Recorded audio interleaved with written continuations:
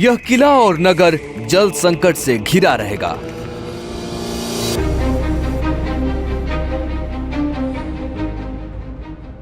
ये शब्द नहीं, श्राप थे संत चिड़ियानाथ के, जो दिया तो गया राजा राव जोधा को और लगा पूरे मारवाड़ को। 1459 में जब जोधपुर का निर्माण हो रहा था, मेहरानगढ़ का भव्य किला तैयार किया जा रहा था, तब संत चिड़ियानाथ नाराज हुए और राजा को श्राप देते हुए कहा, यह किला और नगर जल संकट से घिरा रहेगा। संत के मुख से निकली वाणी सत्यवाणी बन मारवाड़ वासियों को सदियों तक पानी के लिए तरसाती रही। शानदार शहर, शानदार किला, तमाम वैभव पर बिन पानी मानो सब सूना था।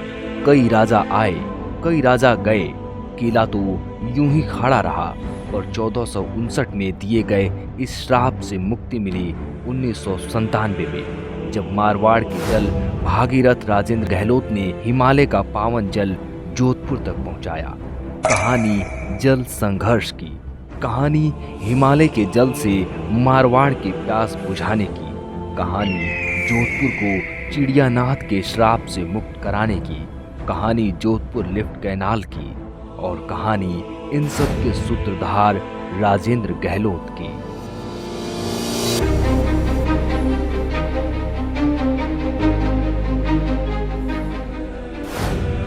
सियासत, संघर्ष, संभावना और एक सपने की कहानी। कैसे जोधपुर पहुंचा हिमालय का पानी? कौन है मारवाड़ के जल भागीरथ? मारवाड़ रियासत और उसकी राजधानी जोधपुर अपनी स्थापना के दौर से हिंदुस्तान ने अपनी अलग पहचान बनाए रखी। शौर्य, संयम, देशभक्ति के गौरव का वैभव इतना बढ़ा कि सिंध से शेखावटी तक के लोग खुद को मारवाड़ी कहने लगे। लेकिन दो चीजों ने कभी पीछा नहीं छोड़ा, संत का श्राप और पानी का त्राहिमाम। समय का चक्र घूमता गया। भारत में मुगल आए, अंग्रेज आए, जमहूरियत आई, विकास की नई कहानी गढ़ी जाने लगी। पर मारवाड़ में पानी, ये ऐसा सपना था जैसे स्वर्ग की कल्पना। घर दीजे जिन घर जलड़ो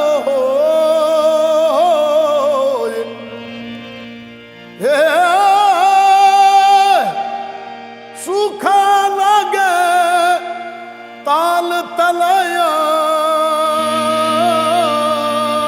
कुआरे ओ जन घर केसो आनंद हो।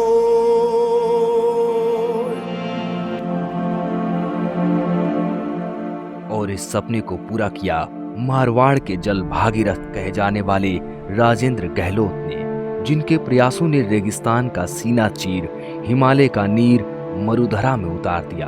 पर क्या ये इतना आसान था? नहीं। जोधपुर को श्राप मिला था कि हर 4 साल में यहाँ अकाल पड़ेगा। इसलिए जोधपुर बावड़ी, कुएं और तालाब इंद्रदेव की मेहरबानी पर ही निर्भर था। यहाँ घी सस्ता था और पानी महंगा। रियासत काल में जोधपुर की जनता की प्यास जवाई बांध और स्थानीय जलाशय कायलाना, गुलाब सागर, रानीसर, पदमसर एवं बाल संबंध से पूछ जाती। पर समय के साथ अकाल, घटता जलस्तर और बढ़ती जनसंख्या ने पेयजल संकट को और अधिक गहरा कर दिया। बरसात के दिनों में हम ये सब चर्चा करते थे और अच्छी बरसात नहीं होती उस समय चिंता भी करते थे कि जोही बांध का जो भराव का लेवल है वो कितना रहा है। उसके अनुसार पीने का पानी जोधपुर को मिलता था। वह जोधपुर की कायलाना झील में आता था। वहाँ से फिल्टर होकर जोधपुर के लोगों को शुद्ध पेयजल मिला करता था। लगातार अकाल पड़ने के कारण जोही बांध का पानी कम हो गया और जनसंख्या का दबाव भी बढ़ने लगा। जनसंख्या भी बढ़ने लगी, जिसके कारण जोधपुर में पानी का संकट खड़ा हो गया। भारत को आजाद हुए तकरीबन 30 साल बीत चुके थे। कांग्रेस का शासन था। मोहनलाल सुखाड़िया से लेकर जयनारायण व्यास तक ने सीएम की गद्दी संभाली, पर जोधपुर में पानी की समस्या का हल नहीं निकला। 1977 में पहली बार गैर कांग्रेसी सरकार बनी। भैरों सिंह शेखावत मुख्यमंत्री बने। भैरों सिंह शेखावत ने इंदिरा गांधी नहर का पानी जोधपुर पहुंचाने के लिए कैनाल की परियोजना बनाई। अशोक गहलोत और तमाम कांग्रेसी भी इस मांग पर साथ नजर आए। 1983 में वो दिन भी आया जब इंदिरा गांधी नहर से पानी लिफ्ट कर जोधपुर पहुंचाने की घोषणा कर दी गई। राजस्थान के मुख्यमंत्री शिवचरण माथुर जी मादासर जो जैसलमेर का गांव है, मादासर में एक शिलान्यास करते हैं और कहते हैं जोधपुर में लिफ्ट कैनाल का पानी यहाँ से आएगा। शिलान्यास करने के बाद 85 के अंदर जब उनकी सरकार आती है तब एक उसमें नरेंद्र सिंह जी भाटी नहर मंत्री बनते हैं। उन्होंने उनका दूसरा शिलान्यास चिरई गांव में करवाया। तो चिरई गांव में भी शिलान्यास हो गया, मादासर में शिलान्यास हो गया। तो उन दिनों में हमने 86 के अंदर ये मांग उठाई कि राजस्थान को इंदिरा गांधी कैनाल का पानी मिलना चाहिए। उसके लिए हमने बहुत प्रयास शुरू किए। इस योजना से लोगों को जितनी उम्मीदें थी, राजनीति भी उतनी ही चरम पर थी। यही वजह है कि 1984 में मदासर और 1985 में चिराई में दो बार योजना का शिलान्यास कर दिया गया। ये तक कहा गया कि कैनाल की प्रगति की मॉनिटरिंग सीधे पीएमओ से होगी। तमाम नेता कहते रहे कि पानी जोधपुर आना चाहिए, पर कैसे? और कुछ खींचातान ये थी कि जोधपुर कैनाल का पानी शेरगढ़ से होके आए या सीधा फड़ौदी होके जोधपुर चला जाए। इस विवाद में कांग्रेसी उलझे रहे और वहां के सांसद श्री अशोक गहलोत, उन्होंने भी बार बार कहा कि हिमालय का पानी, गंगा का पानी जोधपुर मिलेगा। और इस बहाने उन्होंने 2 चुनाव भी हिमालय का पानी दिखाकर चुनाव भी उन्होंने जोधपुर की जनता से जीते।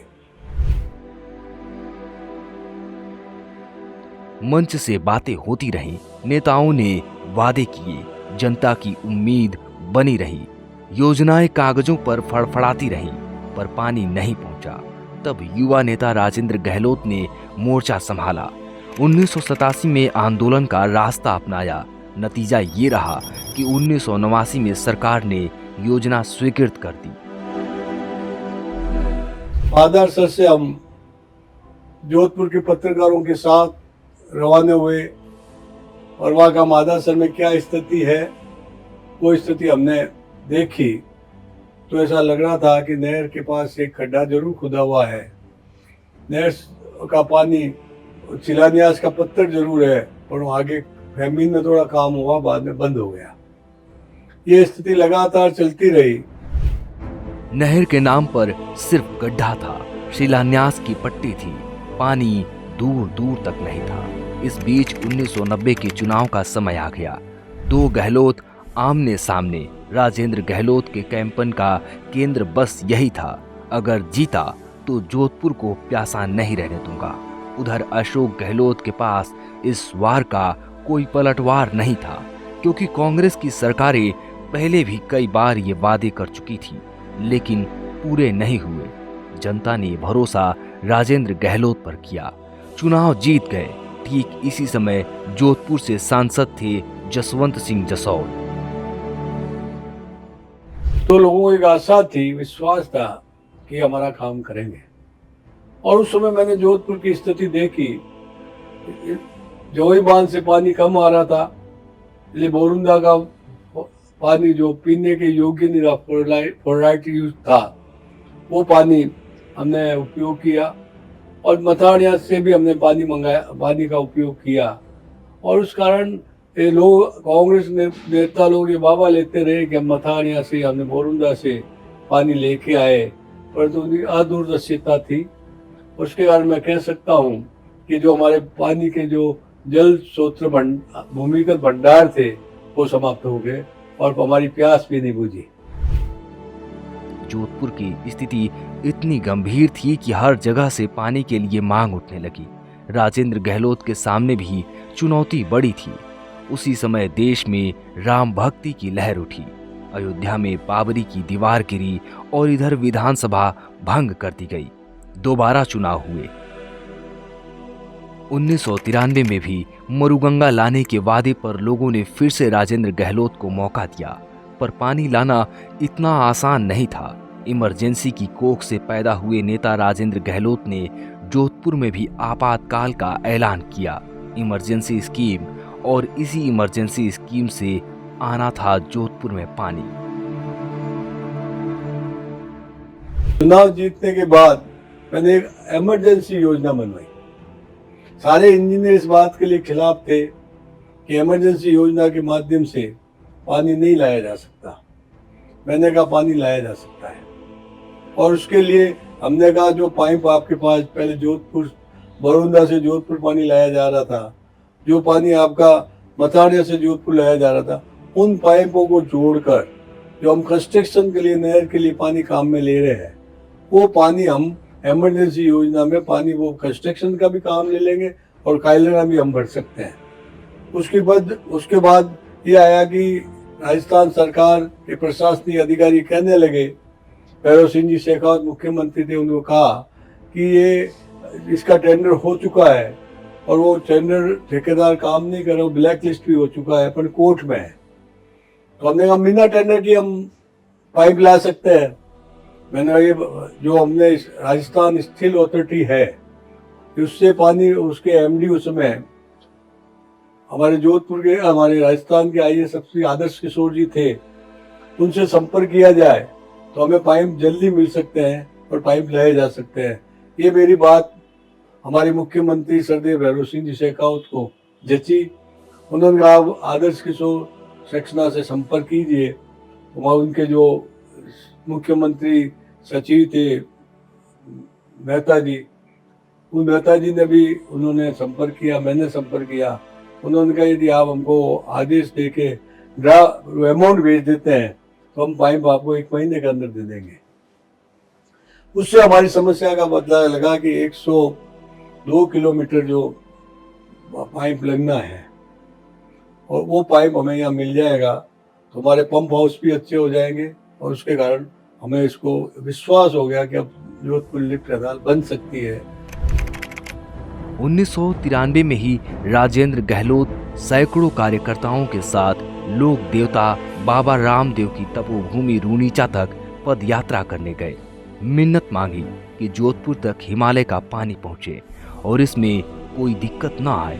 तब तक राजेंद्र गहलोत इस योजना के एक एक पहलू की स्टडी कर चुके थे। इंजीनियर का कहना था कि खुली नहर बनाई जाए, पर गहलोत का तर्क था कि रेतीली आंधी में ये नहर धूल से भर जाएगी और पानी जोधपुर तक नहीं पहुंचेगा, इसलिए कुछ भागों में पाइप को बिछाया जाए।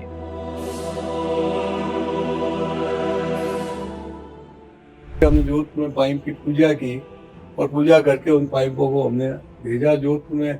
जब पाइप की पूजा हुई, पाइप आने शुरू हुए एक के बाद एक, तो लोगों में इतना भारी उत्साह था, और उत्साह के कारण हमें ऐसा लग रहा था कि जो जब पानी आएगा तो लोगों की एक जो जोधपुर की मांग है वो पूर्ण होगी, और उस कारण हम लगातार इस पानी को में काम में लगे रहे। वो पाइप भी लगे, इमरजेंसी जहाँ पाइप की जगह खुदाई होने वाली थी वहाँ इमरजेंसी लगी, इमरजेंसी पाइपलाइन लगाई, और जो पंप हमने इमरजेंसी पाइपलाइन में खरीदे वो हमारे बाद में सप्लाई में काम आ गए।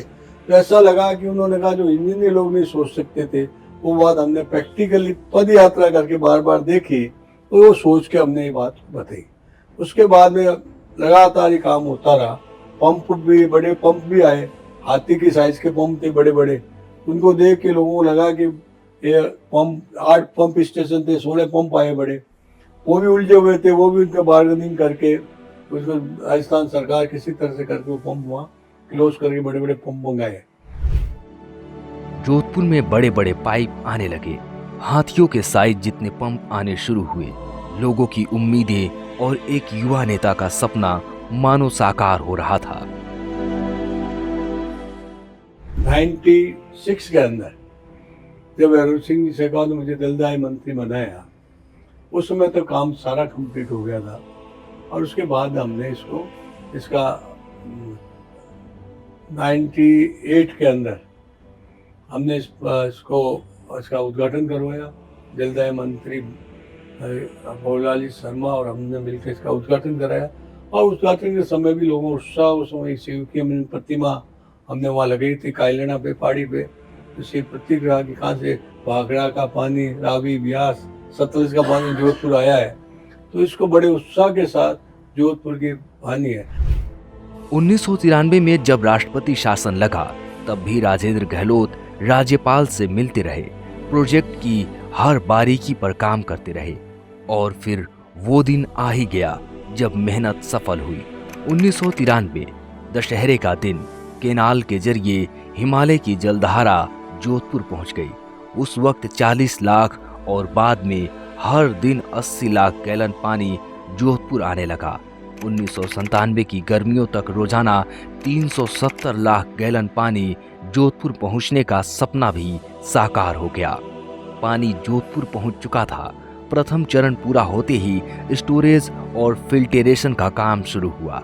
जोधपुर नगर में 82 किलोमीटर की नई पाइपलाइन बिछाई गई। 5 बत्ती, रातनाड़ा, इंदिरा कॉलोनी, राज रणछोड़ जी का मंदिर, मदरेना कॉलोनी, पहाड़गंज प्रथम और शेष अन्य क्षेत्रों में उच्च जलाशयों का निर्माण कराया गया।